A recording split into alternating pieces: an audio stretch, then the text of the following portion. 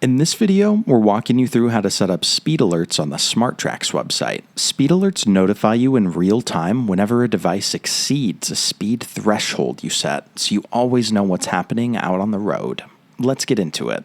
First, you'll enable speed alerts on your devices. Head to Admin, Trackers, and select the devices you'd like to set up. Then click Queue, Send Command, Set Overspeed.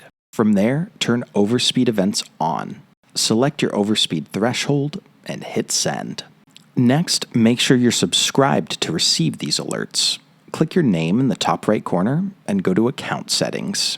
Look for the Email/Text Alerts section. From here, you can edit an existing contact and turn on speed alerts, then click Update. Or if you'd like to add a new email or phone number, just click New Contact.